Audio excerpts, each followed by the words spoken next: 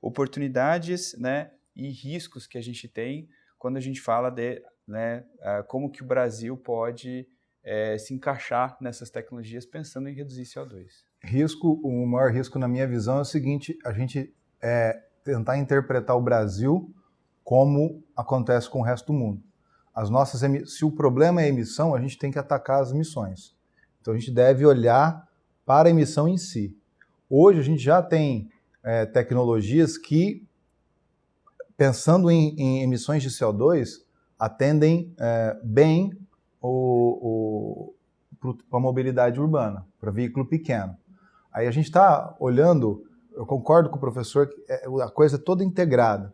Então, a gente está olhando e colocando, assim, às vezes, você vê, né, o hidrogênio salvando a pátria, o carro elétrico salvando a pátria. Eu gostaria de chamar a atenção nessa conversa aqui para a gente não fazer esse erro, não cometer esse erro, porque é a soma, eu acredito muito na soma das tecnologias e acredito também que a gente tem que olhar aonde a gente está emitindo mais e tentar atuar lá, atuar no manejo da terra, no desmatamento, construir satélites para mapear a Amazônia de maneira apropriada e punir quem estiver fazendo, né, fazer um grande Big Brother ali, punir esses desmatamentos ilegais, né, que são predatórios.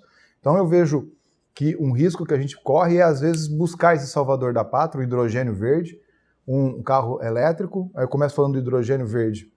O hidrogênio verde, a primeira função do hidrogênio verde é descarbonizar o próprio hidrogênio verde. A gente produz um absurdo, né, o mundo, como o mundo, de hidrogênio à base de metano.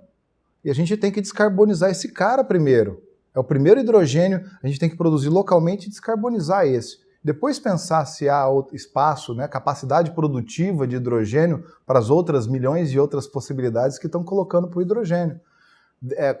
Como densidade de energia dentro de um veículo é bastante complicado, é inseguro, você tem que modificar toda a infraestrutura para você abastecer esses caminhões, navios. É complexo fazer uma transição pensando em utilizar o hidrogênio só como combustível, na minha visão. Eu acredito muito que produzir o hidrogênio, usar o hidrogênio para depois usar com CO2 e produzir um e-fuel, a gente acaba cometendo um desperdício energético absurdo. A gente tem outros combustíveis, que nem a gente está falando aqui do etanol, que tem muito mais potencial para ajudar a descarbonizar. Então, se a gente pudesse, né, usar as riquezas que a gente já tem aqui, seria um grande caminho. E, se você for pensar um risco muito sério, que a gente tem hoje, grande parte do nosso PIB está vinculado com as montadoras, produção de veículos. Se a gente produzir os veículos elétricos, uma coisa que a gente tem que estar preparado é para esse desmonte do setor de peças, para esse desmonte que vai acontecer, porque 40% dos veículos a gente vai estar trazendo de fora agora, porque a gente não produz baterias, não tem uma fábrica de bateria no Brasil estabelecida. E a gente tem que tomar cuidado para não confundir a palavra bateria célula individual com módulo, com pack. A gente tem empresas que associam as células que vêm de fora e produzem o módulo, produzem o pack. Mas a gente não tem uma fábrica no Brasil que é capaz de produzir bateria. E digo mais, a Europa tem iniciativas para a produção de gigafactories, mas não é uma, 2, 3, 4, é 10, 15. Os Estados Unidos do mesmo jeito. A Ásia com um potencial gigantesco de expansão. A questão é, a gente tem minérios suficientes, que a gente tem capacidade de tirar do chão, refinar e ainda levar no grau de bateria, na produção da bateria, esses minérios? Eu digo para vocês, não dá. Por quê? A gente constrói uma Gigafactory com dinheiro, com recurso na mão, em 2 anos.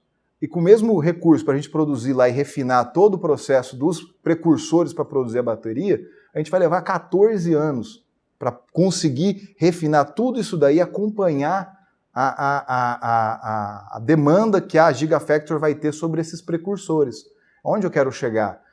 A demanda por baterias é gigantesca e eu acredito muito que elas têm um papel importante, seja num veículo híbrido, seja num veículo completamente elétrico, e aí minhas ressalvas se essa é a melhor opção para o Brasil ou não, aí a gente pode aprofundar nisso depois, mas se a gente vai precisar dessas baterias, como é que a gente vai ter acesso a essas baterias? Se vai ser produzido por fora, a gente vai ficar com o que sobrou da Europa e dos Estados Unidos. Se a gente não ter a fábrica aqui. Se a gente tiver a fábrica aqui, quem é que vai fornecer esses precursores para a gente? A gente não tem capacidade de refino também, e esse é o gargalo da coisa toda.